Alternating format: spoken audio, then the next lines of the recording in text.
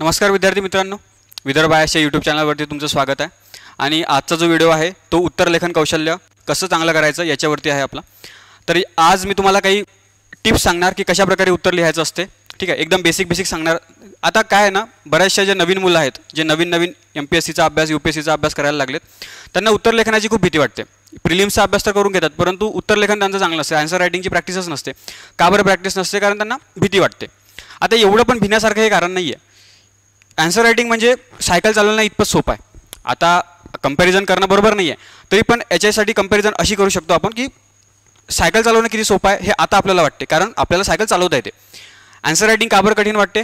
कारण answer writing करून नाही आहे। लहानपणी आपल्याला सायकल चालवणं पण खूप कठीण वाटायचं, परंतु हळूहळू शिकलो आपण, हळूहळू प्रॅक्टिस केली। 2 महिने 3 महिने पडलो, टोंगळ्याला लागलं, हाताला लागलं, रडत रडत घरी गेलो, दुसऱ्या दिवशी परत सायकल चालवायला लागलो। ती कशी जिद्द असते लहानपणी, ती जिद्द असते, जी चिकाटी असते। तर तशा प्रकारची चिकाटी जर का इथे आणली आन्सर रायटिंगसाठी, तर हे सुद्धा 2-4 महिन्यामध्ये आपल्याला कॉन्फिडन्स तर येईल आन्सर लिहायची। चांगला आन्सर लिहिण्याच्या मागे नाही लागायचं, आन्सर आपलं लिहिता आलं पाहिजे। आपल्याला प्रश्न जो विचारलेला आहे त्याचं उत्तर लिहिता आलं पाहिजे, हे सर्वात पहिली स्टेप आहे आपली। ठीक आहे, तर ज्या प्रकारे लहानपणी तुम्हाला तुमच्या दादांनी, ताईंनी किंवा तुमच्या मित्रांनी सायकल चालवायची कशी हे शिकवलं, की पायडल कसा असतो, पायडल काय असतो, हँडल काय असते, ब्रेक कसा असतो, आणि कुणी आलं तर ब्रेक दाबायचा असतो, हे छोट्या छोट्या गोष्टी मार्गदर्शन केल्या आणि हळूहळू तुम्ही प्रॅक्टिस करू ते शिकले। त्याच प्रकारे उत्तर लेखन कसं करायचं याच्या काही जे बेसिक टिप्स आहेत ना, त्या मी तुम्हाला आज सांगणार आहे। ठीक आहे, आता हा व्हिडिओ सुरू करण्याआधी आपण जे 15 ऑगस्टला विदर्भ आयएसच्या सगळ्या ऑनलाईन कोर्सेसवरती ऑफर आहेत, जसं हे पुस्तक आहेत, पुस्तकांवरती ऑफर आहेत। याच्यामध्ये सगळे इतिहासाची, भूगोलाची पुस्तकं, हे NCERT नवीन चालू केलं आहे आपण, आणि NCERTची पण पुस्तकं यायला सुरुवात झाली, आणि सुरुवातीला आपण विज्ञानाचं पुस्तक आणलेलं आहे। त्याचबरोबर बाकीचे जे विषय आहेत तर त्याचे पण आहेत। NCERTचा कोर्स आहे, इथे गव्हर्नन्स आहे, कृषीचा आहे, भरपूर सारे। त्याचबरोबर हे जे वैकल्पिक विषय आहे, सोशिओलॉजी, राज्यशास्त्र, आंतरराष्ट्रीय संबंध, यामध्ये मी आणि शलका मॅम हे आम्ही दोघं जण शिकवतो या। त्याचबरोबर बाकीचे पण पुस्तकं आहेत आणि कोर्सेस आहेत, जसं पंचायत राज। ठीक आहे, आणि हे अधिकारी वर्गांचे जे अधिकारी झालेले आहेत त्यांचा कोर्स आहेत। ही इंटिग्रेटेड बॅच आहे, त्याच्यावरती पण ऑफर आहेत। ठीक आहे, आणि हे सागर सरांचे कोर्सेस आहेत, अर्थशास्त्र, राज्यशास्त्र, यांच्या सगळ्यांवरती ऑनलाईनच्या सगळ्याच कोर्सेसवरती ऑफर आहे। आणि ही जी आहे ही ऑफलाईन बॅच नवीन सुरू होत आहे, डिस्क्रिप्टिव्ह पॅटर्नची जी नवीन सिलेबस आहे MPSCचा 2025 पासून, तर ती बॅच 17 ऑगस्टपासून सुरू होत आहे आणि इंग्लिश मीडियमची आहे। ठीक आहे, आणि NCERTवरती मेन फोकस दिला जाणार आहे, कारण NCERT बेस असतो, आणि बेस जर का क्लिअर नसेल ना तर पहाड कसं काय उभं करावं लागणार। म्हणजे NCERT खूप महत्त्वाची आहे। बेसिक तुम्ही जे टॉपरची इंटरव्ह्यू बघा, तुम्ही जास्तीत जास्त काय म्हणतात की बेसिक पुस्तकं तुम्ही करा, स्टेट बोर्डचे करा किंवा NCERTचे करा, काही करा, परंतु बेसिक पुस्तकाच्या मागं लागायलाच पाहिजे, बेसिक पुस्तकं झालंच पाहिजे। ठीक आहे, आता हे कोर्सेस आहेत, आपण चला तर आता सुरुवात करूया आपण। आता सर्वांना माहिती आहे की पेपर पॅटर्न कसा असतो। जो मेन्स असतो आपला मुख्य परीक्षा, तर मुख्य परीक्षा 86% जे मार्क्स आहेत टोटल MPSC, आणि आता सगळी डिस्कशन मी MPSCचा जो नवीन सिलेबस आहे त्याच्यावरती करणार आहे, आणि MPSC आणि UPSC। तर टोटल पूर्ण मार्क्स किती असतात? 2025। आता या 2025 पैकी 1750 मार्क्स एक टाईप मेन्स जी मुख्य परीक्षा आहे त्याच्यावरती असतात, म्हणजे किती होतात? टोटल जवळपास 86%, आणि उरलेले 14% हे इंटरव्ह्यूचे असतात। म्हणजे जास्तीत जास्त वेटेज कशावरती आहे? मुख्य परीक्षेवरती। आणि मुख्य परीक्षा काय असते? आन्सर रायटिंगचीच असते। तुमचं नॉलेज प्रिलिम्समध्ये चेक केलेलं आहे, तुम्ही कॅपेबल आहे की नाही आहे। मेन्स काय करते? तुमचं नॉलेज तर करतेच, पण त्याचबरोबर तुमचं प्रेझेंटेशन करते, की तुम्हाला जे नॉलेज आहे ती तुम्ही समाजापर्यंत कशा प्रकारे पोहोचू शकता। ठीक आहे, समाजातल्या प्रत्येक घटकापर्यंत, जे वंचित आहे तिथपर्यंत पण, आणि सगळ्यांना समजेल असं। तर अशा प्रकारे तुमचं रिप्रेझेंटेशन स्किल इथे दाखवावं लागतं। ठीक आहे, म्हणजे मेन्स काय आहे? मेन्स 50% तुमचं ज्ञान पाहते आणि 50% तुमचं उत्तरलेखन कौशल्य पाहते, की जे काही तुमचं नॉलेज आहे ते तुम्ही कशा प्रकारे रिप्रेझेंट करता, कशा प्रकारे पेपर चेक करणार आहे त्यांच्यापर्यंत पोहोचवता। ठीक आहे, आता प्रिलिम्समध्ये कसं तुम्हाला डायरेक्ट प्रश्न असतो आणि 1 2 3 ऑप्शन असतात, 1 2 3 4 असे ऑप्शन असतात, ऑब्जेक्टिव्ह असतो, याच्यापैकी एक सोडवायचा असतो। परंतु इथे मेन्समध्ये प्रत्येकाचे आन्सर वेगवेगळे राहू शकते, सब्जेक्टिव्ह आहे। आता मेन्समध्ये सिलेक्ट होणारे प्रत्येक वर्षी 12,000 ते असं 15,000 हा रफ आकडा आहे, तर एवढेच सिलेक्ट होतात 10 लाखापैकी। आता प्रत्येकाचे आन्सर ना वेगळे असतात, प्रत्येकाला सेम पेपर द्यायचा असतो, GS 1 2 3 4, प्रत्येकाचा प्रत्येक प्रश्न वेगवेगळा असतो, सब्जेक्टिव्ह असतो। ठीक आहे, का बरं असतो? कारण प्रत्येकाची कौशल्य वेगळी असतात, प्रत्येकाची नॉलेज वेगळं असते। ठीक ठीक आहे. इथे ऑब्जेक्टिव्हिटी आहे, परंतु इथे सब्जेक्टिव्हिटी आहे. त्याच्यामुळे इथे स्किल खूप महत्त्वाची आहे. एक मार्क्स महत्त्वाचे आहे. एक मार्क्स. आता एक मार्क्स का बरं म्हणतो मी तुम्हाला, या वर्षीचा आकडा दाखवतो. हे महत्त्वाचं आहे. आन्सर रायटिंगच्या पहिले हे माहिती असणं गरजेचं आहे. आता हा 2022चा रिझल्ट आहे. ठीक आहे. पहिल्या नंबरला कोण होते? इशिता किशोर. तर हे बघा, यांना किती मार्क्स मिळाले? फर्स्ट रँक आहे 1094 मार्क्स मिळाले. आणि जो सेकंड रँक आहे, सेकंड रँकला किती मिळाले? 1063 मार्क. म्हणजे किती मार्क्सचा तो डिफरन्स आहे? 31 मार्क्सचा डिफरन्स आहे. 31 मार्क्सचा पहिल्या 2 रँकमध्ये. परंतु त्याच्यानंतरचा जो तिसरा रँक आहे, तिसरा रँक बघा, तिसऱ्या रँकमध्ये फक्त 3 मार्क्सचा डिफरन्स आहे. आधी तर 31चा होता, परंतु आता 3 मार्क्सचा डिफरन्स आहे. आणि हे 5 आणि 6 बघा, 5 आणि 6 दोघांनाही सेम मार्क आहे. म्हणजे एकाच मार्कवरती 2 रँक आहे. टॉप 10मध्येच असं आहे. म्हणजे एक मार्क्सची कॉम्पिटिशन टॉप 10पासून सुरू होते. ठीक आहे. पुढे पहा तुम्ही. आता हे 30, 31, 32, 33 आता हे 4 रँक आहे. ह्या चारही रँकना सेम मार्क आहे. 1022, 1022, 1022. चारही रँकला सेम मार्क्स. 87, 88, 89, 90, 91 आणि 92 हे जे 6 आहेत, हे 6नाही सेम मार्क्स आहे. 997, 997, 997. म्हणजे एक मार्क कमी झाला की डायरेक्ट तुमचा रँक 86 यायचा, 87 यायचा, तर तुमचा रँक डायरेक्ट 93 येऊ शकतो. आणि एवढ्या रँकमध्ये तर तुमचं IAS बनायचं, तर तुम्ही IPS किंवा जो दुसरा ऑप्शन आहे तो येईल तुम्हाला. जर का एक मार्क जास्त मिळाला असता तुम्ही IAS बनले असते, अशा टाईपचं. ठीक आहे. त्याच्यामुळे एक मार्क्सवरती ते कॉम्पिटिशन आहे. आणि एक मार्क्स कसे वाढवू शकतो आपण? तर मेन्समध्येच वाढवू शकतो. जास्त चान्सेस आपले मेन्समध्येच आहे. आणि मेन्समध्ये जे 3 विषय आहेत, एक आहे ऑप्शनल, दुसरा आहे इथिक्स आणि तिसरा आहे एसे. या 3 याच्यावरती सर्वात जास्त मार्क्स वाढू शकतात. याच्यामध्येच इम्प्रूव्हमेंट करू शकतो. GS 1, 2, 3 याच्यामध्ये लिमिटेशन आहे थोडंफार मार्क्स वाढवायचे. परंतु हे जे 3 विषय मी सांगितलेले, आपला एक ऑप्शनल सब्जेक्ट, इथिक्स आणि एसे, याच्यामध्ये भरपूर मार्क्सची रेंज वाढू शकते आपली. ठीक आहे. आता आपण आपला जो मेन विषय आहे आजच्या व्हिडिओचा त्याच्याकडे येऊ. सर्वात पहिले उत्तर लेखन म्हणजे काय? ज्या प्रकारे मी सांगितलं की सायकल चालवणं कसं, सायकल चालवणं म्हणजे हात हँडल पकडायचा असतो, ब्रेकवरती बोटं ठेवायचे असतात, पायडल मारायचे असतात, कोणी आलं तर ब्रेक मारायचा असतो. हे बेसिक फंडे आहेत सायकल चालवण्याचे. आन्सर रायटिंगचेही सेम फंडे आहेत. 4 बेसिक फंडे आहेत. कोणते? प्रश्न पाहायचा, तो समजून घ्यायचा, काय विचारलं आहे ते समजून घ्यायचं. त्याच्यानंतर सिनॉप्सिस तयार करायचा. काय विचारलेलं तर आपण काही उत्तर लिहिणार, तर त्याचा डोक्यामध्ये सिनॉप्सिस तयार करायचं की काय लिहिणार आहे आपण याच्यामध्ये, कोणकोणते मुद्दे लिहिणार, त्याला आपण माइंड मॅप म्हणतो. आता माइंड मॅप, आता हा जो माइंड मॅप आहे तो डोक्यामध्येच करावा लागतो असं नाही, कारण वेळ मिळत नाही. 3 तासामध्ये म्हणजे 180 मिनिटमध्ये तुम्हाला 4000 वर्ड्स लिहायचे असतात. 20 क्वेश्चन लिहायचे असतात. 10 प्रश्न 10 मार्क्सचे असतात आणि उरलेले 10 प्रश्न 15 मार्क्सचे असतात. 20 प्रश्न लिहायचे असतात तुम्हाला 180 मिनिटामध्ये. आणि हे टाईम मॅनेजमेंट याच्यामध्ये खूप जास्त महत्त्वाचं आहे. सर्वात मोठा इश्यू याच्यामध्ये हाच होतो की वेळ मिळत नाही उत्तर लिहायला. 7 मिनिटामध्ये तुम्हाला 150 शब्द लिहायचे असतात. फक्त 7 मिनिटामध्ये. याच्यापेक्षाही कमी वेळ मिळतो. त्याच्यामध्ये माइंड मॅप तयार करणे याला पण वेळ लागतोच. आणि जर का हा नाही केला तर मग ना आपला आन्सर एकदम रँडम होऊन जातं. जो पहिला पॉईंट लिहायला पाहिजे तो तुम्ही दुसरा म्हणजे तिसरा चौथा लिहिता, आणि जो मेन पॉईंट आहे तो खाली राहून जातो, आणि जो अनइम्पॉर्टंट पॉईंट आहे तो वर येऊन जातो. ठीक आहे. तर याच्यामुळे प्रॉपर सिक्वेन्समध्ये असलं पाहिजे, प्रॉपर फ्लोमध्ये असलं पाहिजे आपला आन्सर. त्यासाठी आपल्याला माइंड मॅप गरजेचा असतो. तर तो माइंड मॅप करणे यासाठी सरावाची गरज आहे. त्याच्यानंतर तिसरा कोणता फंड आहे, तर जे आपण केलेलं आहे त्याचं उत्तर लिहायचं, आणि ते जे उत्तर आहे त्याचं सादरीकरण प्रेझेंटेशन चांगलं असलं पाहिजे. हे 4 फंड आहेत. याच्यावरच तुम्हाला प्रॅक्टिस करायची आहे. एवढं सोपी आहे ते. परंतु जसं आपण म्हणतो की जसं दिसते तसं नसते. याच्यावरती प्रॅक्टिस करणं हे महत्त्वाचं आहे. कन्सिस्टन्सी असणं हे महत्त्वाचं आहे. चुका करणं आणि चुकांमधनं शिकणं हे सुद्धा महत्त्वाचं आहे. ठीक आहे. सुरुवातीला तुम्ही खूप चुकाल, 10 पैकी तुम्हाला 1च मार्क्स मिळणार, काही हरकत नाही. त्याच्यामध्येच इम्प्रूव्हमेंट आहे. 1 मार्क्स मिळाला म्हणजे तुम्हाला इम्प्रूव्हमेंटची खूप जास्त तिथे स्कोप आहे. ठीक आहे. हे चुकलं आहे माझं, ते पुढच्या क्वेश्चनमध्ये मला हे इम्प्रूव्ह करावं लागेल. तर तुम्ही याच्यामध्ये भरपूर काही शिकू शकता. डायरेक्ट तुम्हाला जर का पहिल्याच दिवशी 10 पैकी 5 मार्क्स मिळत असेल तर तुम्हाला इम्प्रूव्हमेंटसाठी स्कोपच राहणार नाही, नाही का. कारण 10 पैकी 5 मार्क्स 6 मार्क्स म्हणजे खूप चांगले मार्क्स झाले. ठीक आहे. 250 पैकी GS मध्ये 250 मार्क्सपैकी 100च्या वर जर का मिळत असेल ना तर ते खूप चांगले मार्क्स आहे, लक्षात. तर हे आपले मेन बेसिक फंडे आहेत. तर याच्यावरती आपला सगळा खेळ चालणार आहे. आता बघा, आता प्रत्येक विद्यार्थ्याचे 4-5 बेसिक प्रश्न असतात. कोणकोणते? तर उत्तर लिखनाचा फॉर्मॅट कसा असायचा, म्हणजे कशा पद्धतीचं उत्तर लिहायचं, स्ट्रक्चर कसं असायचं, हा पहिला. याच्यावरती डिस्कशन करणार आपण. कोणकोणते? हे आपले 4-7 बेसिक प्रश्न आहेत जे प्रत्येकाच्या माइंडमध्ये येतं, प्रत्येकालाच वाटते याचं उत्तर आपल्याला मिळावं, याच्यावरती आपण डिस्कशन करणार आहोत आणि याला भरपूर वेळ लागतो. ठीक आहे, जेवढे होते प्रश्न सॉल्व करता तेवढे आज आपण या व्हिडिओमध्ये करणार, त्याच्यानंतरच्या व्हिडिओमध्ये पुढचे करू. तर सर्वात पहिला प्रश्न कोणता आहे, तर उत्तर लेखनाचा फॉर्मॅट. उत्तर लेखनाचा फॉर्मॅट कसा असणार, त्याच्यानंतर चांगली उत्तर म्हणजे काय आहे आणि चांगली उत्तर कशी लिहायची असते, हे एक दुसरा प्रश्न आहे. त्याच्यानंतर कीवर्ड्स. हा कीवर्ड्स तर खूप डोक्याला ताण आहे.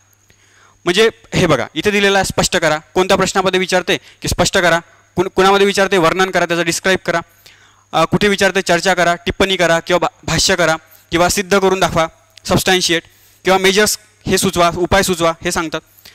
कुठे विचारतं क्रिटिक. आता हे क्रिटिसाईजवाला मॅटर जे आहे ना, हे सर्वात जास्त भीती याचीच वाटते मुलांना, की टीका करा किंवा गुणदोष विवेचन करा किंवा इव्हॅल्युएशन करा, मूल्यांकन करा, परीक्षण करा, विश्लेषण करा.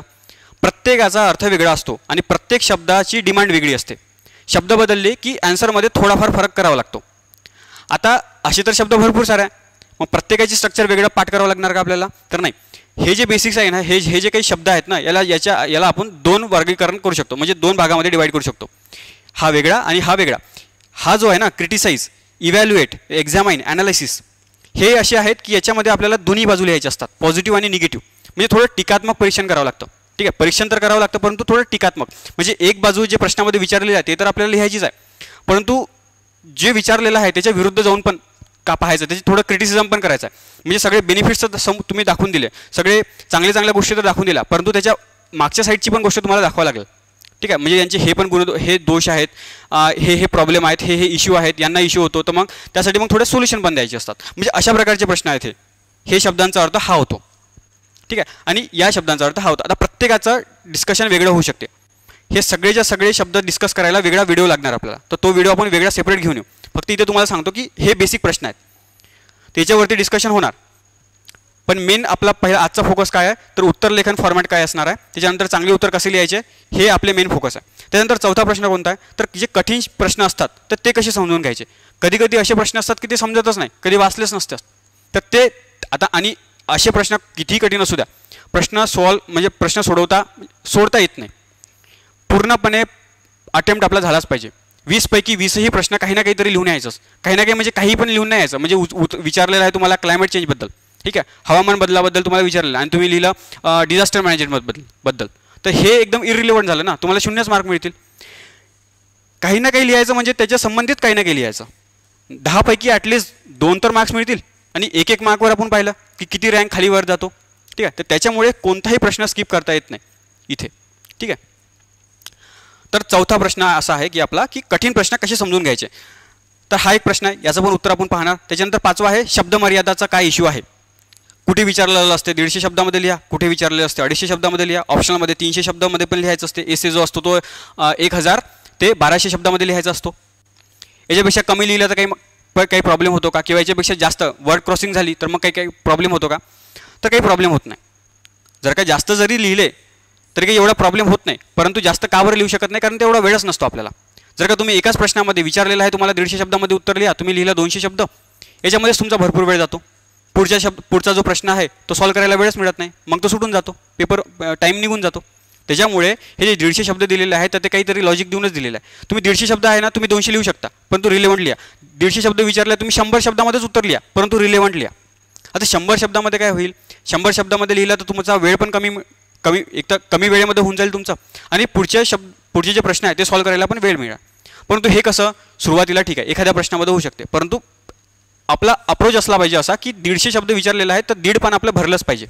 ठीक आहे, एका पानामध्ये 100 शब्द तरी मावतात ऑन ॲन ॲव्हरेज, आणि 50 शब्द उरले 1.5 पानामध्ये. आणि एका प्रश्नासाठी हा जो 10 मार्काचा जो प्रश्न असतो, 10 मार्क्सचा जो प्रश्न असतो त्यासाठी आपल्याला 2 पेजेस दिलेले असतात.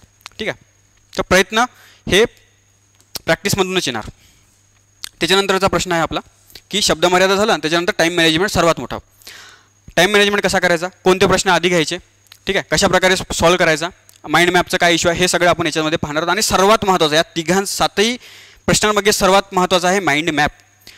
कारण प्रश्न दिसला, पेन पेपरवरती ठेवला का सुचतच नाही काय लिहायचं, पहिला शब्द सुचत नाही काय लिहायचं. मग असं पेपराच्या वेळेस नको व्हायला, एक्झाम लिहिताना नको व्हायला, यासाठी मग तुम्हाला माइंड मॅपिंगची गरज आहे. म्हणजे पटापट वेळच मिळत नाही. 7 मिनिटामध्ये तुम्हाला 1.5 पेज भरायचं, 2 पेज भरायचे 7 मिनिटामध्ये. तर इकडे विचार करायला वेळच मिळत नाही. तुमच्या इकडे पेन चालू आणि इकडे विचार चालू, हे कंटिन्युअसली म्हणजे पॅरलली चालू असलं पाहिजे. आणि यासाठी माइंड मॅपिंग खूप गरजेचं असतं. आता माइंड मॅपिंग काय आहे तुम्हाला सांगतो. हां, आता आधी आपण हे पाहून घेऊ, सर्वात पहिले स्ट्रक्चर पाहून घेऊ आणि माइंड मॅपिंग पण पाहू, ते पण तुम्हाला सांगतो काय कसं करायचं असतं ते. तर सर्वात पहिला प्रश्नाचं उत्तर आपण इथे पाहणार आहोत की उत्तर लेखनाचा फॉर्मॅट कसा असतो. इंट्रोडक्शन, मेन बॉडी आणि कन्क्लुजन हे तुम्ही ऐकलं असणार. आता याच्यामध्ये काय काय लिहायचं असते. आता कोणाकोणाला हा पण डाऊट असू शकतो की इंट्रोडक्शन म्हणजे आता हा पेपर आहे, ठीक आहे, हा आपला पेपर असतो. आता फॉर एक्झाम्पल 10 मार्क्सचा प्रश्न आहे. 10 मार्क्सचा प्रश्न आहे म्हणजे किती लिहायचे याच्यामध्ये 150 शब्द लिहायचे. 150 शब्दासाठी आपल्याजवळ 2 पेजेस असतात, हा पहिला पेज आणि हा दुसरा पेज, ठीक आहे. आता कोणी म्हणतात की ते इंट्रोडक्शन लिहायचं का आणि त्याच्यासमोर मग ते काही लिहायचं का, तर असं नसते. इंट्रोडक्शन म्हणजे फक्त इथे इंट्रोडक्शन लिहायचं नसते, शब्द हा इंट्रोडक्शन लिहायचा नसतो. इथे एक ओळ लिहायची असते, एक सिम्पल इंट्रोडक्शन द्यायचं असते की कशाबद्दल तुला लिहायचं आहे, जे उत्तर लिहित आहे तर ते कशाबद्दल लिहित आहे येते लक्षात. तर ते इंट्रोडक्शन. त्याच्यानंतर मेन बॉडी चालू होते. मेन बॉडीमध्ये प्रॉपर एक हेडिंग देऊन त्याच्यानंतर पॉईंट वाईज लिहत असतो आपण जास्त करून. जे GS 1, 2, 3 जे आहे प्रश्न, तर ते पॉईंट वाईजमध्ये लिहिलं तर चांगलं आहे, ठीक आहे. तर हे जे काही पॉईंट वाईज आहे ते लिहायची बॉडी आणि त्याच्यानंतर थोडंसं कन्क्लुजन, ठीक आहे. आता असा एक फॉर्मॅट असतो. 1.5 पेजमध्ये झालं पाहिजे, 150 शब्द झाले पाहिजे याच्यामध्ये. आता हे जे इंट्रोडक्शन आहे, आता इंट्रोडक्शनमध्ये नेमकं लिहायचं काय. इंट्रोडक्शनमध्ये काय लिहायचं तर एक डायरेक्ट जनरल अंडरस्टँडिंग आहे की इंट्रोडक्शन कसं असायला पाहिजे. तर ज्या याच्यावरती विचारलेलं आहे तर त्याची डेफिनेशन लिहा, ठीक आहे. जसं फॉर एक्झाम्पल हवामान बदलावरती एक प्रश्न आलेला आहे. तर मग हवामान बदल नेमकं काय होतो, हवामान बदल म्हणजे नेमकं काय. जसं एखाद्या ठिकाणी हवामान बदलाची युनायटेड नेशनची डेफिनेशन काय, तर एखाद्या विशिष्ट ठिकाणामध्ये ऊन, वारा, पाऊस, थंडी यांची जी स्थिती आहे, स्पेसिफिक स्थिती आहे, याला आपण हवामान म्हणतो. आणि या हवामानामध्ये होणारा बदल याला आपण हवामान बदल म्हणतो. एवढी सिंपल आहे. हे लिहिलं की झालं हवामान बदलाची डेफिनेशन, क्लायमेट चेंजची डेफिनेशन झाली. इथे इंट्रोडक्शन झालं. आणि त्याच्यावरती प्रश्न कशाबद्दल विचारलेला की क्लायमेट चेंजचा भारतावरती कसा परिणाम होतोय, तर मग हे बॉडीमध्ये लिहित राहायचं. हेडिंग लिहायचं की भारतावरती होणारा परिणाम 1, 2, 3, 4 पॉईंट लिहायचे, ठीक आहे. आणि हे 1, 2, 3, 4 पॉईंट हे जे आहेत याला हे कसे लिहिता येईल, हे माइंड मॅपिंग थ्रू करावं लागतं. आणि माइंड मॅपिंगसाठी वेगळे टेक्निक आहेत, वेगवेगळे टिप्स आहेत, ठीक आहे. वेगवेगळ्या 7, 8, 10 प्रकारच्या वेगवेगळ्या स्ट्रॅटेजी आहेत. कशाप्रकारे आठवायचं असतं, जे काही आपण वाचलेलं आहे ते कशाप्रकारे आठवायचं असतं, रिकॉल करायचं असतं, त्याच्या काही टेक्निकच आहे. तर त्यालाच आपण माइंड मॅपिंग म्हणतो. त्याच्यानंतर हे झाली पहिल्या पद्धत इंट्रोडक्शन लिहिण्याची एक सिंपल एक स्ट्रॅटेजी. दुसरी कोणती, तर एखादी फॅक्ट जर का माहीत असेल, फॉर एक्झाम्पल आता जसं महिलांवरती जर का प्रश्न आला, ठीक आहे, तर मग तुम्ही लिहू शकता की हेल्थ कंडिशनमध्ये काय आहे महिलांचा इश्यू, की एक रिपोर्ट असा सांगतो की जवळपास 50% महिला ह्या ज्या आहेत ते ॲनिमियाग्रस्त आहे, किंवा त्यांचं पॉलिटिकल रिप्रेझेंटेशन फार कमी आहे, आपल्या पार्लमेंटमध्ये किती कमी रिप्रेझेंटेशन आहे, ठीक आहे. तर हे तुम्ही याचा फॅक्ट वगैरे लिहू शकता. किंवा करंट अफेअर, आता फॉर एक्झाम्पल अनएम्प्लॉयमेंटवरती बेरोजगारीवरती जर का काही विचारलं, तर मग आताच एक रिपोर्ट आलेला आहे की skill report, skill India report. तर याच्यामध्ये 2023चा तो काय सांगतो, हा रिपोर्ट काय सांगतो की भारतामधले 45% जे ग्रॅज्युएट आहे, जे नवीन ग्रॅज्युएट आहे आणि ज्यांना जॉब पाहिजे आहे, तर त्यांना स्किलच नाही आहे, तो जॉब करण्याची त्यांना स्किलच नाही आहे, कौशल्यच नाही आहे. 45%, 45% 45 नाही 55% आहे ते.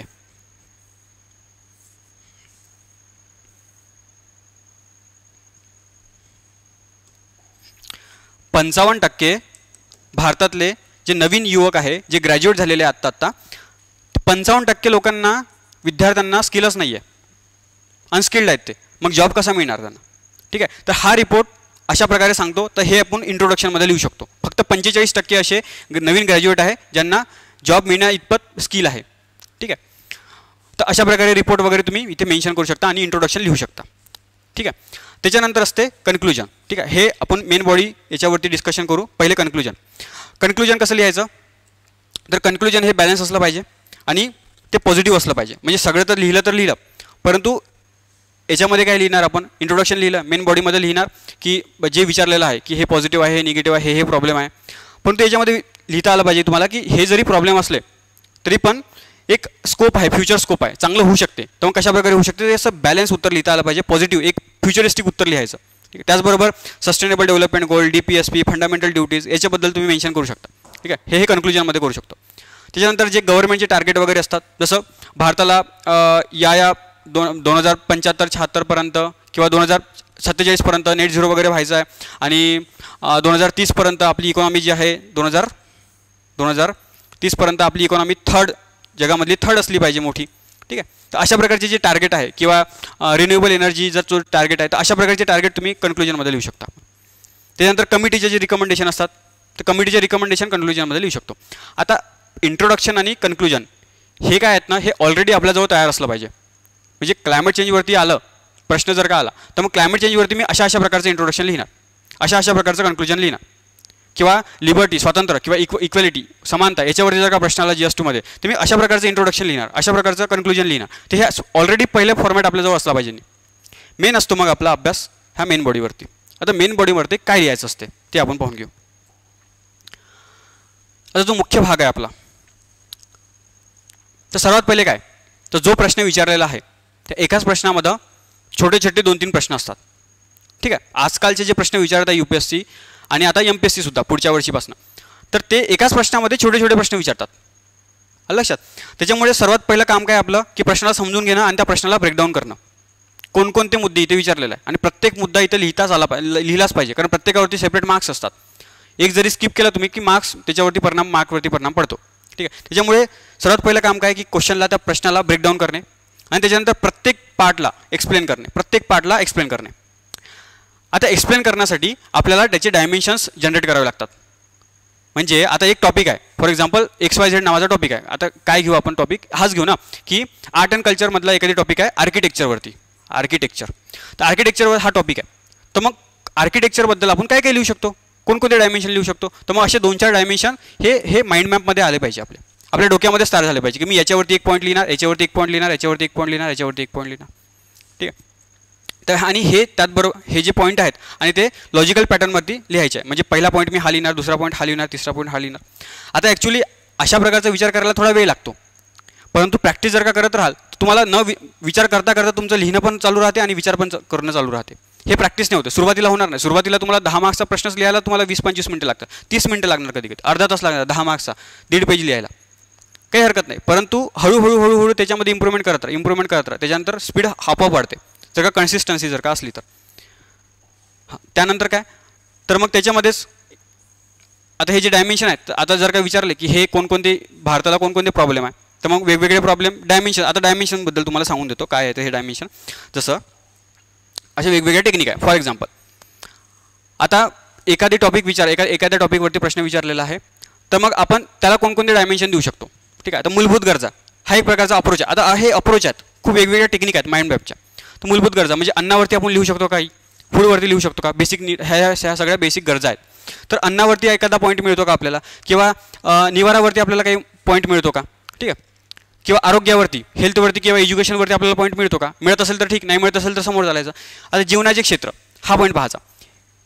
नागरी क्षेत्रावरती आपण काही लिहू शकतो का, राजकीय किंवा आर्थिक क्षेत्रावरती आपण काही लिहू शकतो का, काही पॉईंट मिळते का, याच्यावरती काही वाचलेलं आहे का आपण जे या प्रश्नामध्ये विचारलेलं आहे. ठीक आहे. किंवा मग सामाजिक किंवा नैतिक, पर्यावरणीय, भौगोलिक, ऐतिहासिक, वैज्ञानिक याच्यावरती काही पॉईंट मिळतो का. आपल्याला काय एका टॉपिकवरती 4-5 पॉईंट भेटले पाहिजे. ठीक आहे. 4-5 पॉईंट पाहिजे आपल्यावर. जवळ एवढे सारे आहेत ना, एवढे सारे डायमेन्शन आहेत. एखाद्या ठिकाणावरून काही ना काही तर पॉईंट मिळतीलच. ठीक आहे. त्याच्यानंतर नाही याच्यामधून मिळालं तर जे लेवल आहेत तर लेवल म्हणजे वैयक्तिक लेवलवरती. आता फॉर एक्झाम्पल ग्लोबलायझेशन, जागतिकीकरणाचा परिणाम कुठे झालेला आहे, कसा झालेला आहे. तर मग याच्यावरती विचार करताना कसा करायचा. तर जागतिकीकरणाचा परिणाम, वैयक्तिक परिणाम, पर्सनल परिणाम, व्यक्तीवरती परिणाम कसा झालेला आहे, किंवा कुटुंबावरती त्याचा परिणाम कसा झाला, समाजावरती. म्हणजे लेवल वाढत चालली आपली. आधी वैयक्तिक होतं, त्याच्यानंतर कुटुंब आलं, त्याच्यानंतर समाज आलं, त्याच्यानंतर राष्ट्र, त्याच्यानंतर जागतिकीकरणाचा जगावरती परिणाम काय झाला. तर मिळाले नाही याच्यामध्ये 1, 2, 3, 4, 5 पॉईंट इथे झाले. अशा प्रकारे आपल्याला ब्रेन स्ट्रॉमिंग करावं लागतं, माइंड मॅपिंग करावं लागते. ठीक आहे. किंवा एखादी प्रश्न यांनी सॉल्व्ह होत नाही तर मग विकर सेक्शनने सॉल्व्ह होतो का ते पाहायचं. म्हणजे एखाद्या गोष्टीचा परिणाम, एखाद्या याचा परिणाम गरीबावरती काय झाला, आदिवासी किंवा महिलांवरती काय झाला, वृद्ध किंवा मुलं किंवा अपंग, LGBT किंवा अल्पसंख्याक याच्यावरती काही होतो काय. ठीक आहे. जर फॉर एक्झाम्पल लिबर्टीवरती परिणाम, लिबर्टी स्वातंत्र्य किंवा समानता याच्यावरती जर का प्रश्न येत असेल तर सगळ्यांना मिळते आहे का, यांना काही प्रॉब्लेम जातो, अपंगांना काय प्रॉब्लेम जातो, वृद्धांना काय प्रॉब्लेम जातो, त्याच्यामधनं 2-4 पॉईंट मिळते. ठीक आहे. अशा प्रकारे हे पॉईंट आपल्याला मिळू शकतात. आता हे तर मी फार थोडे स्ट्रॅटेजी सांगितल्या, 2-4, भरपूर साऱ्या आहेत तशा. आता हे इंग्लिशमध्ये आहे, मराठीमध्ये पण. आता इकॉनॉमिक, पॉलिटिकल, सोशल, टेक्नॉलॉजिकल, आता हे शब्द तर तुम्हालाही माहिती आहे. जे मराठीमध्ये अभ्यास करतात त्यांना पण हे शब्द एकदम कॉमन आहे. हे शब्द आठवायला काही प्रॉब्लेम काही एवढा जड जात नाही, एवढं पण काही रॉकेट सायन्स नाही. त्याच्यामुळे हे इंग्लिश अप्रोच आहे. इंग्लिश अप्रोचमधून पण आपल्याला मराठी जे प्रश्न आहेत ते आपल्याला लिहिता येतात. कसे कसे आहेत, जसं GS अप्रोच म्हणजे आपल्याला एखाद्या टॉपिकवरती आठवायचा की हा अशा प्रकारचा प्रश्न विचारलेला आहे आणि मला याच्यावरती पॉईंट कलेक्ट करायचे आहे, काय लिहिणार आहे मी ते हे पॉईंट कलेक्ट करायचे आहे. तर मग विचार करायचा. कसा विचार केला तर GS पेपरचा जो सिलेबस आहे ना तो आठवायचा की GS 1मध्ये काय आहे. GS 1मध्ये सोसायटी आहे, हिस्ट्री आहे. हिस्ट्रीमध्ये वेगवेगळे आहेत, ancient, medieval, modern, world history, post independence history अशी 4-5 आहेत. त्यानंतर geography, world geography, Indian geography. याच्यावरून काही पॉईंट मिळतो का ते पाहायचं. नाही मिळत का तर GS 2मध्ये जायचं. पॉलिटी, गव्हर्नन्स, इंटरनॅशनल रिलेशन याच्यावरती काही पॉईंट मिळतो का, याच्यामधून काही मिळतो का त्या टॉपिकशी रिलेटेड ते पाहायचं. नाही मिळत असेल तर GS 3 वरती जायचं. ठीक आहे. इकॉनॉमी आहे त्याच्यामध्ये तर भरपूर आहे. GS 3 मध्ये तर भरपूर आहे. ॲग्रिकल्चर, टेक्नॉलॉजी, इंटरनल सिक्युरिटी, भरपूर सारे पॉईंट आहेत त्याच्यात. ठीक आहे. तर याच्यामधून कुठे कुठे पॉईंट मिळतो का, वाचलेला आहे का याच्याबद्दल आपण. तर अशा प्रकारे आपण ब्रेनस्टॉर्मिंग करू शकतो. जर का तुमच्या डोक्यात आलंच नाही की GS पेपर पॅटर्ननुसार जर का आपण जाऊचं, हे जर का तुमच्या डोक्यामध्ये नाही आलं तर तुम्हाला आठवणारच नाही त्या पॉईंटवरती, त्या टॉपिकवरती काय लिहिणार आहे आपण. परंतु जर का आपण सिक्वेन्सनी चाललो की पॉलिटीवरती काही मिळतो का, राजकीय क्षेत्रामध्ये आपल्याला काही मिळतो का. आता कारण एकाच ठिकाणी आपण फोकस करतोय ना. जर का आलंच नाही तर आपण सगळीकडे फोकस करतो आणि एकही सुचत नाही. त्याच्यामुळे स्टेप बाय स्टेप जायचं. ठीक आहे. तर अशा प्रकारे आपल्याला माइंड मॅपिंग करायची असते. आता हा एक अप्रोच झाला किंवा स्टेपल अप्रोच आहे हे, म्हणजे सोशल, टेक्नॉलॉजिकल, ॲडमिनिस्ट्रेटिव्ह. तर हे अप्रोच आहेत वेगवेगळे. जसं हा GS पेपर आहे, GS. आता GS पेपर अप्रोच टेररिझम सारख्या टॉपिकवरती, क्रिप्टोकरन्सी या टॉपिकवरती आपण लिहू शकतो. म्हणजे टेररिझमचा परिणाम कसा झालेला आहे सोसायटीवरती, कसा. आता GS 1मध्ये आता आपण एक्झाम्पल घेऊ आपण. ठीक आहे. आता तुम्हाला ब्रेनस्टॉर्मिंग कशी करते हे सांगूनच देतो. आता टेररिझमवरती प्रश्न विचारलेला आहे, दहशतवादावरती आपल्याला प्रश्न विचारलेला आहे. तर मग त्याच्यावरती काय आठवणार आहे, कोणते पॉईंट आपण वाचलेले आहे. तर कसं जायचं, GS 1 पहिला सिलेबस काढायचा. GS 1चा कोणता, सोसायटीशी संबंधित टेररिझम आहे का काही, किंवा टेररिझमचा सोसायटीवरती काही परिणाम पडतो का तो पाहायचा. हिस्ट्री आहे ना, हिस्ट्री आपला इतिहास आहे. तर हिस्ट्रीमध्ये टेररिझम काही होतं का, अशा प्रकारचं काही होतं का की ह्या नवीन प्रकार आहे हा. ठीक आहे. किंवा जिओग्राफी. आता जिओग्राफीबद्दल तर आपण काही एवढं काही लिहू शकत नाही. हां, मात्र एवढं लिहू शकतो की टेररिझम हा जगामध्ये सगळीचकडे दिसतो आपल्याला. आफ्रिकेमध्ये दिसतो, युरोपमध्ये पण दिसतो, अमेरिकेमध्ये पण दिसतो, आशियामध्ये तर राहायचं आहे.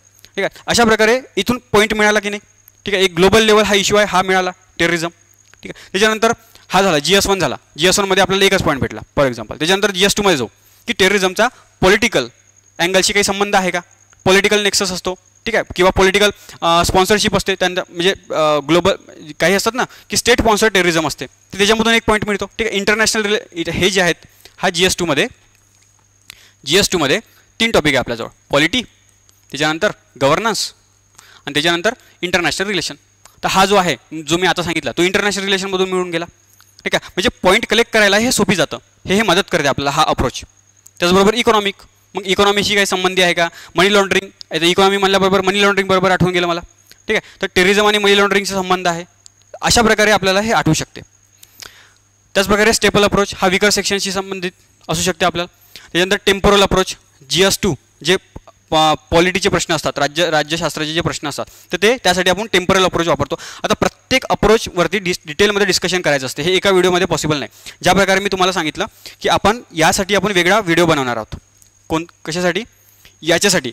हे शब्द जे आहेत, या शब्दाचा अर्थ काय होतो आणि असे शब्द विचारले तर कशा प्रकारचं उत्तर लिहायचं असते, त्याच्यावरती आपल्याला सेपरेट व्हिडिओ बनावा लागणार. एका याच्यामध्ये होणार नाही. त्याचप्रकारे याच्यावरती पण आपल्याला सेपरेट व्हिडिओ बनावा लागेल. प्रत्येक अप्रोच जो आहे हा माइंड मॅपशी रिलेटेड आहे. ब्रेनस्टॉर्मिंग कशी करायची असते हे या टेक्निकवरून आपण करू शकतो. याची फक्त प्रॅक्टिस पाहिजे. मग कसाही प्रश्न विचारा तुम्ही, काही ना काही तर तुम्ही लिहिणारच त्याच्यात. जर का असेल तुमच्या भरपूर सारे. जसं GS पेपर आपण पाहिला, GS paper approach, staple approach, temporal approach GS 2मध्ये वापरू शकतो. लेवल अप्रोच ते इथिक्समध्ये वापरू शकतो. ठीक आहे. लाईफ सायकल अप्रोच ते टेक्नॉलॉजी संबंधी जर काही विचारला प्रश्न तर त्याच्यामध्ये हा अप्रोच वापरू शकतो. त्याच्यानंतर स्टेक होल्डर अप्रोच हा इकॉनॉमीची जे प्रश्न आहेत त्याच्यामध्ये हा वापरू शकतो. स्वॉट ॲनालिसिस वापरू शकतो. त्याच्यानंतर सप्लाय चेन हे ॲग्रिकल्चरचे जे काही प्रश्न आले त्याच्यामध्ये हा स्वॉट ॲनालिसिस हा टेक्निक वापरायची. ठीक आहे. पॉईंट कलेक्ट करण्यासाठी म्हणताय मी. त्यानंतर demand and supply approach, social divide approach, component base approach, अशा प्रकारचे वेगवेगळ्या प्रकारचे 10-12 आपल्याजवळ अप्रोच आहेत. ठीक आहे. वेगवेगळ्या टेक्निक आहेत. ह्या टेक्निक वापर करून आपण काय उत्तर लिहायचं आहे ते पॉईंट आपण कलेक्ट करू शकतो याच्यामधनं. ठीक आहे. यासाठी आपण एक सेपरेट व्हिडिओ बनवणार. आता आपला काय फोकस आहे की आपल्याला उत्तरामध्ये काय काय लिहायचं झालं. उत्तर लेखनाचा फॉर्मॅट आपल्याला भेटला की इंट्रोडक्शन लिहायचं असतं, मेन बॉडी लिहायची असते, कन्क्लुजन लिहायचं असतं. इंट्रोडक्शन आणि कन्क्लुजन हे आपल्याजवळ ऑलरेडी रेडीमेड बनलेलं असलं पाहिजे.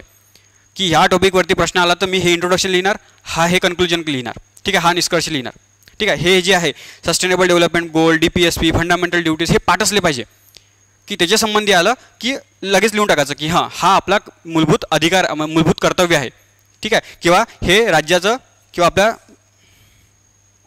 हे जे आहे ते आपल्या गव्हर्नमेंटचं कर्तव्य आहे की गव्हर्नमेंटने फॉरेस्ट डेव्हलपमेंटसाठी किंवा फॉरेस्ट कन्झर्वेशनसाठी हे केलं पाहिजे. हे DPSP मध्ये या आर्टिकलमध्ये बनलेलं आहे. अशा प्रकारे देऊन कन्क्लुजन लिहू शकतो, ठीक आहे. आणि राहिलं बॉडी, तर बॉडीमध्ये मी सांगितलं की सर्वात पहिलं काम काय आपलं की प्रश्नाला समजून घेणे, त्याला ब्रेकडाऊन करणे, काय विचारलेलं आहे ते समजून घेणे, त्याच्यानंतर प्रत्येक जो पॉईंट आहे प्रत्येक पॉईंट एक्सप्लेन करणे. त्याच्यानंतर डायमेन्शन जनरेट करणे. डायमेन्शनसाठी मी वेगवेगळे टेक्निक सांगितल्या की या टेक्निकचा वापर करून आपण डायमेन्शन बनवू शकतो, ठीक आहे. आता किती सारे डायमेन्शन आहे, तेवढे जर का डायमेन्शन पाहिले तर आपल्याला 50-60 पॉईंट मिळून जातील. 20-25 तर कुठेच नाही गेले. आपल्याला लिहायचे किती असतात, 4-5 तर पॉईंट लिहायचे असतात. मग चांगले उचलायचे. फक्त ते ब्रेन स्टॉर्मिंगला थोडा वेळ लागतो, सुरुवातीला वेळ लागणार, परंतु जसजशी तुम्ही प्रॅक्टिस करणार तसं तुम्हाला 7 मिनिटामध्ये सगळं होऊन जाणार. एका बाजूला तुम्ही लिहत पण आहे, दुसऱ्या बाजूला तुम्ही ब्रेन स्टॉर्मिंग पण करताय, माइंड मॅपिंग पण करताय, ठीक आहे. हे प्रॅक्टिसने होणार, ठीक आहे. लॉजिकल पॅटर्न असलं पाहिजे, इश्यू पण लिहायचे, सोल्युशन पण लिहायचे, जिथे विचारलेलं आहे तिथे लिहायचे, ठीक आहे. त्याचबरोबर डायग्रामचा इथे वापर करायचा, फ्लो चार्टचा वापर करायचा, ठीक आहे. डायग्राम जिथे जसं जॉग्राफीमध्ये वर्ल्ड मॅप काढता असेल, जसं फॉर एक्झाम्पल तुम्हाला हा साऊथ एशियाचा मॅप काढायचा असेल, साऊथ एशिया असं छोटा मॅप काढायचा, किंवा भारताचा मॅप असा काढून टाकायचा. काही जर का हे करायचं असेल तर, काही दाखवायचं असेल तर की इथे हे आहे आणि इथे हा प्रॉब्लेम असतो, की सायक्लोनचा प्रॉब्लेम असतो, इथे पाण्याची कमतरता असते, अशा प्रकारचा मॅप तुम्ही दाखवू शकता, नाही का. तर अशा प्रकारे फ्लोचार्ट वगैरे दाखवायचे की अशा प्रकारचे प्रकार असतात. आता याच्यावरती पॉईंट लिहायचे, हे इश्यू आहेत, हे अशा प्रकारचे प्रॉब्लेम आहेत. कोणकोणते प्रॉब्लेम आहे, तर मग हा एक पहिला प्रॉब्लेम आहे, हा दुसरा प्रॉब्लेम आहे, हा तिसरा प्रॉब्लेम आहे. 2-4 ते शब्द लिहायचे, एखादी एक्झाम्पल लिहायचं त्याच्यामध्ये. अशा प्रकारचे फ्लोचार्ट काढायचे. याच्यामुळे काय होते, आपल्याला कमी वेळेमध्ये जे सांगायचं आहे आपल्याला ते पण होऊन जाते आणि वेळ पण वाचतो आपल्याला आणि चांगलं पण दिसते उत्तर दिसायला, ठीक आहे. आता हा झाला पहिल्या प्रश्नाचं आपलं उत्तर की उत्तर लेखनाचा फॉर्मॅट कसा असायला पाहिजे. त्याच्यानंतर आपण पाहणार आहोत की चांगले उत्तर कसे लिहायचे असतात. चांगले उत्तर कसं लिहिण्यासाठी 5 गोष्टी महत्त्वाच्या असतात. 5 गोष्टी कोणकोणत्या.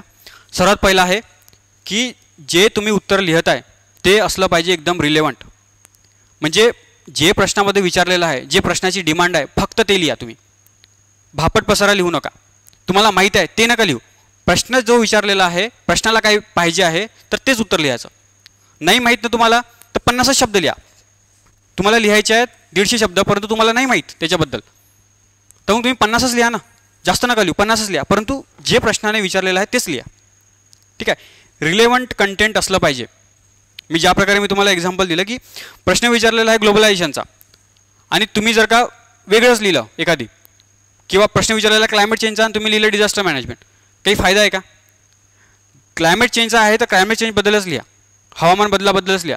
काही माहीत नसेल ना तर 2-4च पॉईंट लिहा, परंतु तेवढंच लिहून सोडून द्या, परंतु इरिलेव्हंट लिहू नका, ठीक आहे. तर हा सर्वात मेन महत्त्वाचा पॉईंट आहे की रिलेव्हंट कंटेंट असलं पाहिजे आपलं. दुसरं आहे की बॅलन्स व्ह्यू असला पाहिजे. क्वेश्चनमध्ये कधी विचारते की असा प्रॉब्लेम आहे, ठीक आहे, तर मग असा म्हणजे हे कशा प्रकारचे प्रॉब्लेम आहे हे सुचवा म्हणतात, परंतु फक्त प्रॉब्लेमच दाखवून चालते का, नाही. आता तुम्ही ॲडमिनिस्ट्रेटर बनणार आहात, ठीक आहे. ॲडमिनिस्ट्रेटरचं काम काय आहे की प्रॉब्लेम तर सॉल्व्ह करायचेच आहे. प्रत्येक जो इश्यू आहे त्याला प्रॉब्लेम सॉल्व्ह करणं हा त्याचा मेन उद्देश असतो. तर इथे सुद्धा पेपरने काय विचारलं की एक्झाममध्ये काय विचारलं क्वेश्चनमध्ये की हे प्रॉब्लेम आहे, तर तुम्हाला त्याचे सोल्युशन पण दाखवावं लागतील, किंवा हे क्रिटिसिझम तर केलेलं आहे. आता सगळीकडे क्रिटिसिझम होत आहे, परंतु तुम्हाला क्रिटिसिझमच्या विरुद्ध अँगल जो आहे किंवा विरुद्ध जी साईड आहे ती पण दाखवायची असते. याचे असे प्रॉब्लेम आहे. म्हणजे फॉर एक्झाम्पल टेक्नॉलॉजी, आता आर्टिफिशियल इंटेलिजन्स खूप फायदा आहे, त्याचा खूप फायदा आहे, परंतु विचारलेलं काय आहे की आर्टिफिशियल इंटेलिजन्सचे काय फायदा आहे, एज्युकेशनमध्ये काय फायदा आहे, हेल्थमध्ये काय फायदा आहे, हे प्रश्नामध्ये विचारलं, परंतु एवढं लिहून तुम्ही सोडून द्यायचं का, नाही. हे तर आहे, परंतु त्याची काही वाईट पण बाजू आहे, एक डार्क पण बाजू आहे, त्याचा वाईट पण उपयोग होऊ शकतो, अशा प्रकारे त्याचा उपयोग होऊ शकतो, ठीक आहे. तर ते पण लिहायचं असतं, असं बॅलन्स व्ह्यू लिहायचा असतो, येते लक्षात. त्याच्यानंतर ऑथेंटिसिटी असले पाहिजे आपल्या कंटेंटमध्ये. जे काही तुम्ही तिथे लिहित आहे ते ऑथेंटिक असलं पाहिजे, प्रमाण असलं पाहिजे, त्याचं प्रूफ असलं पाहिजे. म्हणजे एखादी मुद्दा तुम्ही लिहित आहे, फॉर एक्झाम्पल की भारतामध्ये असा प्रॉब्लेम आहे. फॉर एक्झाम्पल कसं म्हणणार तुम्ही, आता एक जॉग्रफीचा एक प्रश्न घेऊ आपण, भूगोलाचा, की भारतामध्ये क्लायमेट चेंजचा परिणाम होतोय. मग तुम्ही लिहिलं हो क्लायमेट चेंजचा परिणाम होतो, इथे इथे होतोय तिथे होतोय.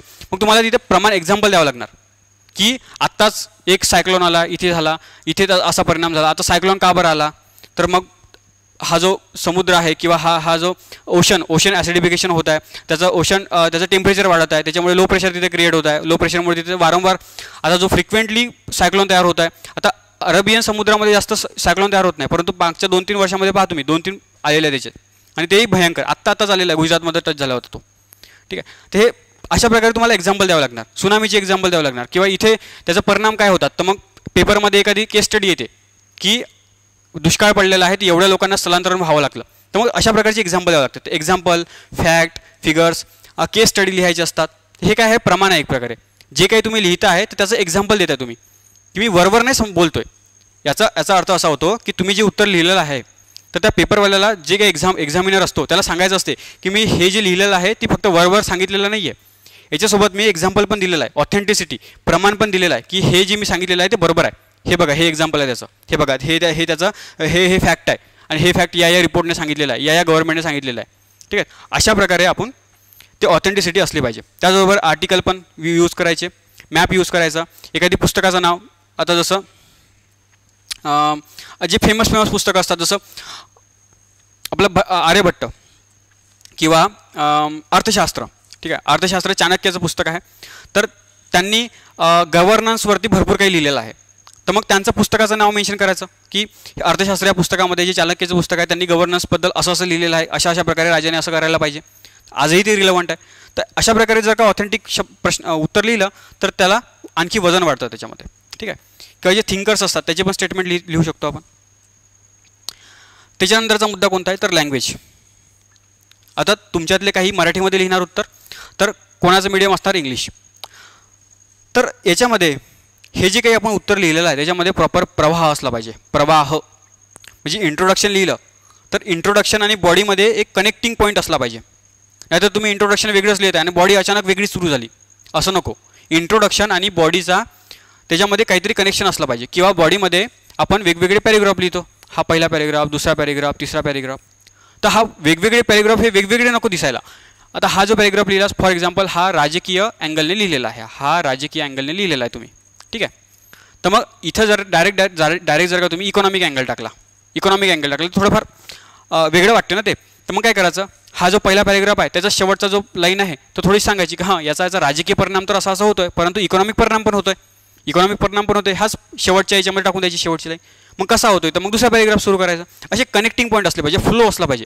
म्हणजे जो एक्झामिनर आहे एकदा इंट्रोडक्शनपासून वाचायला सुरुवात केली तर तो शेवटी आला पाहिजे तो, तेव्हा म्हणजे तो इन्व्हॉल्व झाला पाहिजे उत्तर वाचण्यामध्ये. ठीक आहे, तर प्रवाह असला पाहिजे उत्तरामध्ये. त्यानंतर शब्द जे आहे ना, हे जे वाक्य वगैरे एकदम छोटे वापरायचे, एकदम लॉंग वाक्य वापरायचे नाही. याच्यामुळे काय होते, कधी ग्रामॅटिकल मिस्टेकचा प्रॉब्लेम वाढतो. ठीक आहे, त्याच्यामुळे शॉर्ट एकदम छोटे सेंटेन्स लिहिण्याचा प्रयत्न करायचा. ग्रामॅटिकल मिस्टेक कमी करायच्या जेवढ्या कमी होतील, आणि स्पेलिंग मिस्टेक तर महत्त्वाचेच आहे, ते सर्वात कमी केला पाहिजे. जे शब्द कठीण वाटतात ना त्याचे स्पेलिंग आधीच लिहून पाहिजे. ठीक आहे, तर हे आहे लँग्वेजबद्दल. लक्षात. आता काय, आता जे मराठीमध्ये लिहितात, आता मराठीमध्ये कधी असा प्रॉब्लेम होतो की एखादी शब्द इंग्लिशमध्ये ऐकलेला असतो. ठीक आहे, परंतु मराठीमध्ये त्याला काय म्हणतात ते हा प्रॉब्लेम होतो. तर मग अशा वेळेस काय करायचं, फॉर एक्झाम्पल आता आपल्याजवळ आहे पॅट्रिआर्की आहे. पॅट्रिआर्की हा शब्द आहे, पॅट्रिआर्की. ठीक आहे, आता पॅट्रिआर्की या शब्दाला मराठीमध्ये काय म्हणते हे काही माहीत नाही. तर मग मराठीमध्ये प्रॉपर पॅट्रिआर्की मराठीमध्ये लिहायचं, देवनागरी लिपीमध्ये लिहायचं की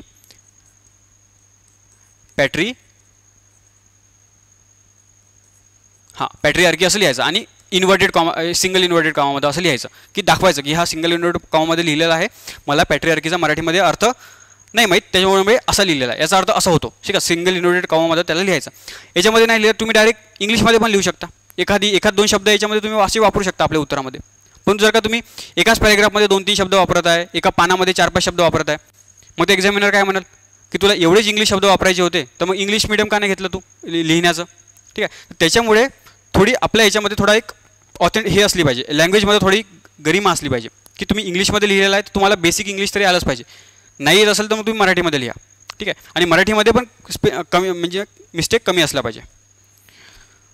त्याच्यानंतर 5वा जो आहे तो प्रेझेंटेशन, अतिशय महत्त्वाचा.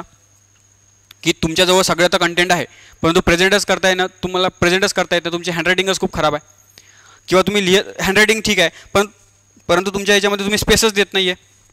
हे इंट्रोडक्शन आहे, कन्क्लुजन त्याच्यामध्येच लिहिलेलं आहे, आपला बॉडी त्याच्यामध्येच लिहिलेलं आहे, कन्क्लुजन कोणतं बॉडी कोणती इंट्रोडक्शन काही समजतच नाही आहे, कोणता पॉईंट कुठे लिहिला काही समजतच नाही आहे, कंटेंट सगळं रिलेव्हंट आहे परंतु तो वाचावंच वाटत नाही. त्याच्यामुळे प्रेझेंटेशन खूप महत्त्वाचं आहे. तर अशा वेळेस काय करायचं, जे महत्त्वाचे शब्द असतात, ठीक आहे, शब्द असतात तर ते अंडरलाईन करायचे ते शब्द. आता मी तुम्हाला एक ॲन्सर दाखवतो मी, ठीक आहे, अंडरलाईन करायचे, किंवा जे मेन हेडिंग असते, सब हेडिंग असते त्याला प्रॉपर असा बॉक्स करायचा. त्याच्यानंतर मग 1 2 3 4 असे पॉईंट लिहत जायचे. जे पॉईंटमधले जे महत्त्वाचे शब्द आहे त्याला अंडरलाईन करायचं, असे अंडरलाईन करायचे, ठीक आहे. एखादी जर फॅक्च्युअल डेटा असला जो अतिशय इम्पॉर्टंट आहे आणि तुम्हाला वाटलं की हा डेटा जो आहे तो या एक्झामिनरने वाचायलाच पाहिजे, मग अशा वेळेस त्या याला पण असा बॉक्स करून टाकायचा. लक्षात. तर हे झालं प्रेझेंटेशन स्किल. किंवा जास्तीत जास्त डायग्रामचा वापर करायचा जिथे जिथे रिलेव्हंट आहे. जॉग्राफीमध्ये आपण भरपूर डायग्रामचा वापर करू शकतो, आणि बाकीच्या याच्यामध्ये जसं पॉलिटीमध्ये, इकॉनॉमीमध्ये इथे डायग्राम नाही पण आपण तो फ्लो चार्ट वापरू शकतो. म्हणजे हा एक मेन पॉईंट आहे, हा टॉपिक आहे, मग त्याला असे ब्रांचेस करायचे असे, ठीक आहे. अशा प्रकारे फ्लो चार्ट करायचा. मग त्याला पण वाचायला बरं वाटते की हां 2-4 शब्दामध्ये हा पॉईंट लिहिलेला आहे आणि हा पॉईंट लिहिलेला आहे, हा पॉईंट लिहिलेला आहे, आणि एक्झाम्पल पण लिहिलेलं आहे, उदाहरण पण लिहिलेलं आहे. उदाहरण कशासाठी, ऑथेंटिसिटी दाखवायसाठी, प्रमाण दाखवायसाठी की मी वरवर नाही बोलतो, हे प्रूफ पण देतोय. लक्षात. तर अशा प्रकारे तर डायग्राम पॉईंट फॉर्मॅटमध्ये GS 1 2 3 चे लिहायचे. इथिक्स हा पॉईंट फॉर्मॅटमध्ये लिहिण्यापेक्षा जास्त पॅरेग्राफमध्ये लिहायला पाहिजे. म्हणजे दोन्ही लिहू शकतो आपण, जिथे गरजेचं आहे तिथे पॉईंट फॉर्मॅट आणि जिथे नाही आहे तर मग तिथे पॅरेग्राफ.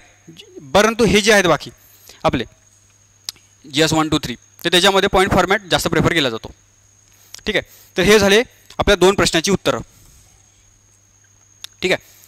आता काय आहे, ज्या प्रकारे मी तुम्हाला सांगितलं की हे सगळं करण्यासाठी जसं हा काय आहे, हा वेगवेगळे अप्रोच आहे.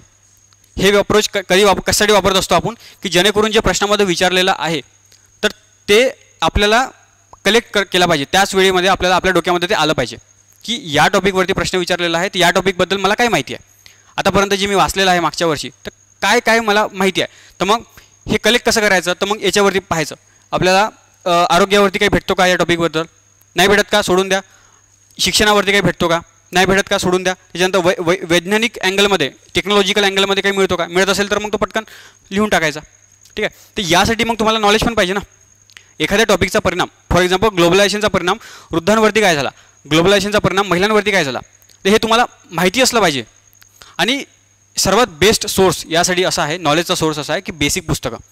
मग ते आपल्या याची असो, स्टेट गव्हर्नमेंटची असो, स्टेट बोर्डची असो, की मग NCERT असो. NCERT तर जास्त प्रेफर केलं जातं. आणि महत्त्वाच्या 3 NCERT तर खूप महत्त्वाच्या. कोणत्या, एक आहे जॉग्राफीची, भूगोलाची, एक भूगोलाची आहे, त्याच्यानंतर इतिहासाची आहे, आणि त्यानंतर आहे विज्ञान अतिशय महत्त्वाचे आहे. विज्ञान अतिशय एवढी महत्त्वाची आहे की तुम्हाला आता सांगतो. आजची किती तारीख आहे, आजची 14 तारीख आहे, ठीक आहे. 14 ऑगस्ट आहे. बरोबर एक हप्त्या आधी 6 ऑगस्टला CAPF UPSC CAPFची एक्झाम झाली. असिस्टंट कमांडर क्लास 1 पोस्ट असते ती. आणि UPSC CAPF म्हणजे एक प्रकारे UPSCवाल्यांसाठी प्लॅन B असतो, ठीक आहे. नाही UPSC झालं तर मग याच्यामधनं तरी पोस्ट मिळाली पाहिजे. तर हे सुद्धा UPSC कंडक्ट करते. तर CAPFची एक्झाम झाली 6 ऑगस्टला. याच्यामध्ये तुम्हाला माहीत असेल की पहिल्या प्रिलिम्स आणि फिजिकल असते, त्याच्यानंतर इंटरव्ह्यू असते. तर प्रिलिम्समध्ये 2 पेपर असतात, पेपर 1 आणि पेपर 2. पहिल्या पेपरमध्ये ऑब्जेक्टिव्ह असतो, तो ऑब्जेक्टिव्ह असतात आणि 125 प्रश्न विचारतात. 125 मल्टिपल चॉईस क्वेश्चन MCQ असतात. आणि पेपर जो दुसरा असतो त्याच्यामध्ये 200 मार्क्सचा प्रश्न असतो, 200 मार्क्सचा तो पेपर असतो. आणि त्याच्यामध्ये AC लिहायचा असतो, रिपोर्ट लिहायचं असते, आर्ग्युमेंट लिहायचे असतात, प्रेसे वगैरे लिहायचे असतात, ते कॉम्प्रेशन वगैरे असते त्याच्यात, थोडं ग्रामर विचारतात. तर पेपर 1मध्ये 125 प्रश्न असतात MCQ. आणि यावर्षी 6 ऑगस्ट 2023 याच्यात टोटल विज्ञानावरती टोटल 28च्या जवळपास प्रश्न विचारले होते. 28 प्रश्न विचारले होते विज्ञानावरती. आणि त्या 28 पैकी 25 प्रश्न NCERTमधनं सॉल्व्ह होतात. जसेच्या तसे लिहिलेलं आहे NCERTमध्ये, डायरेक्ट तिथून उचललेलं आहे. 10वीपर्यंतची NCERT म्हणतो मी, 10वीपर्यंतची. बाकीचे जे 3-4 प्रश्न होते ना ते पण NCERTमधनं सॉल्व्ह होतात, परंतु 11वी-12वीच्या NCERTमधनं सॉल्व्ह होतात. एवढे महत्त्वाचे NCERT. आता हे तर मी फक्त विज्ञानाचं सांगितलं, बाकीचे पण जे विषय आहेत ते सुद्धा NCERTमधनं सॉल्व्ह होतात. एवढे महत्त्वाची NCERT आहे. बाकीचे जे टॉपर्स जे असतात, बरेचसे तुम्ही पण ऐकलं असणार, टॉपर्स, खास करून टॉपर्स जे आहेत त्यांच्याकडनं, की NCERTचा अभ्यास चांगला करा. फक्त वाचलं म्हणून वाचायचं नाही, ते समजून घ्या. NCERT थोडा वेळ लागतो, परंतु त्याचा अभ्यास जर का झाला ना तर तुम्हाला खूप काही करता येते त्याच्याच भरोशावरती. तर त्यामुळे आपल्या विदर्भ आय एस अकॅडमीने सुद्धा त्याच्यावरती फोकस करायला सुरुवात केलेली आहे. आता आपण काय केलेलं आहे ना, आता जे मराठीमध्ये आता विज्ञान NCERT जे आहेत त्या इंग्लिशमध्ये अवेलेबल नाही आहे, ते इंग्लिशमध्ये अवेलेबल आहे, मराठीमध्ये अवेलेबल नाही आहे. एकतर ते इंग्लिश किंवा हिंदीमध्ये. तर जे मुलं मराठीमध्ये अभ्यास करतात त्यांच्यासाठी मग थोडा प्रॉब्लेम येतो, त्यांना हिंदी वाचावं लागते. ठीक आहे, तर त्यासाठी आपण विज्ञानाचं पुस्तक काढलेलं आहे. ठीक आहे, आणि ते प्रॉपर NCERT बेस आहे आणि वर्ग 6व्या वर्गापासून तर 10व्या वर्गापर्यंत याच्यामध्ये कव्हर केलेला आहे. याच्यामध्ये पूर्ण मराठीमध्ये आहे. त्याचबरोबर जे महत्त्वाचे शब्द आहेत ना, जसं सेल, आता स्मूथ एंडोप्लाझमिक रेटिक्युलम असते किंवा सायटोप्लाझम असतं, तर वेगवेगळे शब्द आहेत.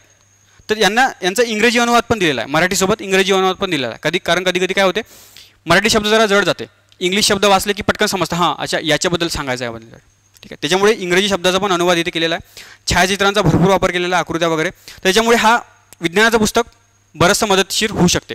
ठीक आहे, जे मराठीमध्ये अभ्यास करतात स्पेशली त्यांच्यासाठी. ठीक आहे, आणि जर का त्यांना पुस्तक वाचून जर का प्रॉब्लेम येत असेल, फॉर एक्झाम्पल जे आर्ट बॅकग्राऊंडचे आहे किंवा कॉमर्स बॅकग्राऊंडचे आहे, तर त्यांना जास्त संपर्क नसतो विज्ञानासोबत. तर मग अशा वेळेस त्यांना वाचून थोडं पटकन समजत नाही. मग अशा वेळेस काय, तर मार्गदर्शनासाठी आपला जो व्हिडिओ पण आहे. ठीक आहे, तर त्यासाठी व्हिडिओचा पण कोर्स आहे. त्याच्यामध्ये व्हिडिओ कोर्समध्ये व्हिडिओ तर आहे, सोबत या बुक पण मिळणार. ठीक आहे, आता मी तुम्हाला एक एक्झाम्पल देतो. आतापर्यंत जे आपण भाषण केलं, ठीक आहे, जी काही चर्चा केली त्याचा इथे एक एक्झाम्पल देतो. आता हे ॲक्च्युली हे इंग्लिशमध्ये लिहिलेलं आहे उत्तर. ठीक आहे, परंतु इंग्लिशमध्ये असो की मराठीमध्ये असो सांगायचं तेच आहे. ठीक आहे, काय विचारलेल्या प्रश्नामध्ये की climate change is the global problem. Climate change हा हवामान बदल जो आहे तो एक वैश्विक प्रॉब्लेम आहे म्हणतो. आणि how will India be affected by climate change, आणि भारतावरती त्या क्लायमेट चेंजचा हवामान बदलाचा काय परिणाम होईल. ठीक आहे, हे विचारलेलं आहे. त्याचबरोबर हा तर पहिला प्रश्न झाला. ठीक आहे, दिसतंय ना तुम्हाला, एक प्रश्न विचारलेला आहे परंतु याच्यामध्ये कोणते वेगवेगळे अँगल विचारलेला आहे. की क्लायमेट चेंज हा ग्लोबल प्रॉब्लेम आहे पहिलं सांगितलं, आणि भारतावरती त्याचा कसा परिणाम होणार ते विचारलं. त्याच्यानंतर Himalayan and coastal state of India, how Himalayan and coastal state of India will affected by climate change. म्हणजे भारतामध्ये स्पेसिफिकली जी हिमालयन रिजन आहे, हिमालयवाला रिजन आहे, आणि जो किनारपट्टीवाला रिजन आहे, तर त्याच्यावरती काय परिणाम होईल या हवामान बदलाचा. म्हणजे किती विचारलेलं आपल्याला. सर्वात पहिले काय सांगितलं की क्लायमेट चेंज हा ग्लोबल प्रॉब्लेम आहे पहिलं. त्याच्यानंतर भारतावर त्याचा परिणाम कसा होणार आहे, आणि हा दुसरा विचारला. त्याच्यानंतर भारतामध्ये जी हिमालयन भाग आहे, हिमालयाचा आणि किनारपट्टीचा भाग, याच्यावरती काय परिणाम होणार. म्हणजे असे 4 वेगवेगळे टॉपिक विचारले. किती मार्क्सचा आहे, 250 मार्क्सचा. तर 250 शब्दांचा आहे, सॉरी. तर 250 शब्दामध्ये तुम्हाला हे 4 पॉईंट कव्हर करायचे आहे. 250 शब्दामध्ये. तर मग काय, सर्वात पहिलं आपलं काम काय आहे की क्लायमेट चेंज म्हणलं की ऑलरेडी आपल्याजवळ इंट्रोडक्शन तयार असलं पाहिजे. तर मग इंट्रोडक्शन, सर्वात पहिले इंट्रोडक्शन. ते इंट्रोडक्शनमध्ये काय सांगितलं की इंट्रोडक्शन आपण कसंही चालू करू शकतो. डेफिनेशनमधून किंवा एखादी फॅक्च्युअल डेटा जर का माहीत असेल तर त्याच्यावरनं, किंवा करंट अफेअरमध्ये जर का काही माहीत असेल, एखादी जर रिपोर्ट वगैरे आला असेल तर त्याच्यामधनं आपण सुरुवात करू शकतो इंट्रोडक्शनची. ठीक आहे, तसं इथे काय केलेलं आहे की ग्लोबल क्लायमेट रिस्क रिपोर्ट. आता हा रिपोर्ट मेन्शन केला आहे इथे, ग्लोबल क्लायमेट रिस्क रिपोर्ट. हा रिपोर्ट केला आणि याच्यामधनं असं सांगितलेलं आहे की भारत हा 5th मोस्ट वल्नरेबल कंट्री आहे. जगामधला सर्वात जास्त वल्नरेबल, 5व्या नंबरचा सर्वात जास्त वल्नरेबल भारत हा देश आहे. हा रिपोर्टनं सांगितलेलं आहे ना. याच्यामधनं काय दिसते, आपण काय म्हणलं की भारत हा वल्नरेबल आहे, त्यासाठी आपण प्रमाण दिलं, प्रूफ दिलं. काय दिलं प्रूफ, हा रिपोर्ट दिला. याला म्हणतो आपण ऑथेंटिसिटी. जे काही आपण बोलतोय त्याच्यामध्ये ऑथेंटिसिटी असली पाहिजे. तर असे रिपोर्टमधनं, एक्झाम्पलमधनं, फॅक्ट्समधनं आपल्याला दिसते. ठीक आहे, तर अशा प्रकारे इंट्रोडक्शन लिहिलं, छोटंसं एक लाईन इथं लिहिलं. त्याच्यानंतर आणखी लिहिलं की मिनिस्ट्री ऑफ अर्थ सायन्स हा काय म्हणतो की ग्रीन हाऊस गॅसेस हा मेन पार्ट आहे याच्यामध्ये. जे क्लायमेट चेंज होण्यामध्ये ग्रीन हाऊस गॅसेसचा सर्वात मोठा रोल आहे. अशा प्रकारे इथे लिहिलं. अशा प्रकारे आपण इंट्रोडक्शन लिहिलं छोटंसं. ठीक आहे, याच्यामध्ये किती गेले असणार शब्द, 30-35 शब्द गेले असणार. त्याच्यानंतर आपण मेन बॉडीवरती येऊ. आता प्रॉपर इंट्रोडक्शन झालं की आपण कशाबद्दल लिहिणार आहे. ठीक आहे, त्याच्यानंतर आपण लिहिलं की climate change affecting the Indian region. म्हणजे दुसरा लिहिला होता ना की how will India affected by climate change, की भारतावरती क्लायमेट चेंजचा कसा परिणाम होऊ शकतो. तर वेगवेगळे, आता इथे फक्त हिमालय आणि कोस्टल रिजन हेच नाही विचारलेलं. हा पहिला प्रश्न आहे. पहिल्या प्रश्नामध्ये डायरेक्ट सरळ विचारलेला आहे की भारतावरती त्याचा काय परिणाम होणार आहे. तर त्याच्यामध्ये एक हॉलिस्टिक अप्रोच असला पाहिजे. कुठे कुठे परिणाम होतो तर तो लिहिता आला पाहिजे. मग त्यासाठी मग डायग्राम काढली आपण इथे. जिथे जिथे डायग्राम काढण्याचा चान्स मिळतो तो हुकवायचा नाही, काढायची. आता जसे इथं डायग्राम काढली तर काय लिहिलं इथं की हा जो भाग आहे इथला कोणता प्रॉब्लेम आहे क्लायमेट चेंजमुळे, तर स्नोफॉल जास्त झाले, फ्रिक्वेंटली स्नोफॉल होतं, किंवा जिथे पाणी नसलं की मग ते जे ग्लेशियर असतात, ठीक आहे, तर ग्लेशियर्स विरघळायला सुरुवात करतात, तिथं मग पूर येतो, हा प्रॉब्लेम होतो. किंवा हा जो मधातला जो रिजन आहे गंगॅटिक प्लेन, गंगेवाला, तर तिथं पुराची शक्यता खूप जास्त असते. हा पण इथे ब्रह्मपुत्रा रिव्हर आहे, ब्रह्मपुत्रा रिव्हरवरती इथे चायनाने भरपूर सारे डॅम बनवलेले आहे, तर पुराचा प्रॉब्लेम इथं पण होतो. ह्या जंगलामधनं वगैरे जाते, ठीक आहे, नॅशनल पार्कमध्ये जाते, तिथं प्राणी पण वाहून जातात, हत्ती भरपूर सारे गेंडे वाहून जातात, रायनोस. तर त्याच्यामुळे अशा प्रकारचा प्रॉब्लेम होतो. त्याचबरोबर हा जो भाग आहे ना, हा वेस्टर्न घाट, हा जो वेस्टर्न घाट आहे त्याच्या मागचा भाग आपण मराठवाडा वगैरे म्हणतो, तर हा भाग, हा रायलसीमावाला भाग, इथे दुष्काळाचा प्रॉब्लेम आहे, ठीक आहे, इथे पाणी कमतरता आहे. कशामुळे, आणि याचा परिणाम जास्त होऊन राहिला आजकालच्या वर्षांमध्ये. कशामुळे होत आहे, तर हा क्लायमेट चेंजमुळे होतं. त्याचबरोबर या भागामध्ये आपण लिहिलं की राईज इन सी लेवल, समुद्राची पातळी दिवसेंदिवस वाढत आहे, त्याच्यामुळे हे जे किनारपट्टीवाले जे शहरं आहेत तर शहरं काही वर्षांमध्ये डुबू शकतात. जसं एक एक्झाम्पल आहे आपल्याजवळ की इंडोनेशियाने आपली कॅपिटल शिफ्ट केली. कशामुळे, तर ती पाण्याखाली येऊ लागली होती, काही वर्षातच ती आली असती, त्याच्यामुळे कॅपिटल शिफ्ट करावी लागली, राजधानी शिफ्ट करावी लागली. तर असे प्रॉब्लेम येत आहे. त्याचबरोबर हा जो बे ऑफ बेंगॉल आहे, बंगालचा उपसागर, तिथं जे सायक्लोन आहे ते सुपर सायक्लोन खूप प्रत्येक वर्षी बनवून राहिलेत, ठीक आहे, त्याच्यामुळे मग हा ओडिसा असो किंवा वेस्ट बेंगॉल असो यांना प्रॉब्लेम जातो. अशा प्रकारे डायग्रामच्या रूपामध्ये आपण हे प्रॉब्लेम भारतावरती अशा प्रकारचे इफेक्ट होतात हे आपण समजून सांगितलं, ठीक आहे. त्याच्यानंतर मग दुसरा पॉईंटला त्याचबरोबर आपण अदर ॲडवर्स इफेक्ट हे पण लिहिलं. आता याच्यामध्ये पूर्ण झालेलं नाहीत ना, याच्यामध्ये जेवढे सांगता आले तेवढे आपण सांगितले, परंतु बाकीचे पण आहेत ना, जसं याचा फूड याच्यावरती याचा क्लायमेट चेंज जो आहे तो भारतावरती कशा प्रकारे परिणाम करतो. आता आपण हे जॉग्राफिकल इन्व्हायरमेंटल अँगलने जर सांगितलं, परंतु फूडमध्ये मी सांगितलं ना तुम्हाला, अन्नावरती काही लिहिता येते का पाहायचं, ते ब्रेनस्टॉर्मिंगमधून येणार. तर फूड सिक्युरिटीचा प्रॉब्लेम येतो क्लायमेट चेंजमुळे. त्याचबरोबर वॉटर सिक्युरिटी, दुष्काळ पडला तर पाण्याचा प्रॉब्लेम होतो, ठीक आहे, डिस्प्लेसमेंट होते, लोकांना स्थलांतरण करावं लागतं, दूरपर्यंत पाण्यासाठी जावं लागतं, आणि त्याला जास्तीत जास्त मग त्याच्यामध्ये कोण मरतं, महिला, जे लहान मुलं आहेत त्यांनाच हे काम करावं लागतं, ठीक आहे. तर अशा प्रकारे डायव्हर्स आपलं उत्तर असलं पाहिजे. त्याचबरोबर डायव्हर्सिटी, जे जंगलं वगैरे आहेत, डायव्हर्सिटी, जे वनस्पती प्राणी यांची डायव्हर्सिटी, यांना पण हानी होते. इकॉनॉमिक लॉसेस होतात भरपूर सारे, एक सायक्लोन आला की बिलियनचा लॉस होतो, ठीक आहे. त्याचबरोबर सोशल इश्यू हे पण प्रॉब्लेम आहेत लक्षात. अशा प्रकारे आपण वेगवेगळ्या अँगलने या प्रश्नाचं उत्तर देण्याचा प्रयत्न केला. हे कशामध्ये येणार, जे आपण टेक्निक पाहिल्या होत्या की वेगवेगळ्या प्रकारचे टेक्निक आहे, याच्यामध्ये मिळते का, सोशल अँगलमध्ये मिळते का, पॉलिटिकल अँगलमध्ये मिळते का, एक टेक्नॉलॉजिकल अँगलमध्ये मिळते का, पाहायचं. नाही मिळत असेल सोडून द्यायचं, दुसऱ्याकडे जायचं. जसं इथे फूडचा अँगल म्हटला, लिहून टाकला आपण, वॉटरचा अँगल मिळाला, ॲग्रिकल्चर संबंधित काही, तर ऑब्व्हियसली क्लायमेट चेंजचा परिणाम ॲग्रिकल्चरवरती येतच असणार. इथे जरी नाही लिहिलं, इथे आता फूडमध्ये येऊन जाते ते, ठीक आहे, ॲग्रिकल्चर, कारण क्लायमेट चेंज जर का झाला तर साहजिक आहे कृषीवरती पण परिणाम पडतो, कृषीवरती परिणाम पडला की फूड सिक्युरिटीवरती परिणाम पडतो. अशा प्रकारे आलं की नाही याच्यामध्ये पण उत्तर, अशा प्रकारे ब्रेनस्टॉर्मिंग करायची असते. त्याच्यानंतर हे 2 प्रश्नाची झाली उत्तर. त्याच्यानंतर काय विचारलं की हां, हिमालयन रिजनवरती काय इम्पॅक्ट, इथे लिहिलं, इथं प्रॉपर बॉक्स केला, इथे काय बॉक्स केला, बॉक्समध्ये काय लिहिलं की इम्पॅक्ट ऑन हिमालयन स्टेट, जे हिमालयाचे राज्य आहे त्याच्यावरती काही परिणाम पडला, तर मग त्याचे 4 पॉईंट लिहिले, 1, 2, 3, 4.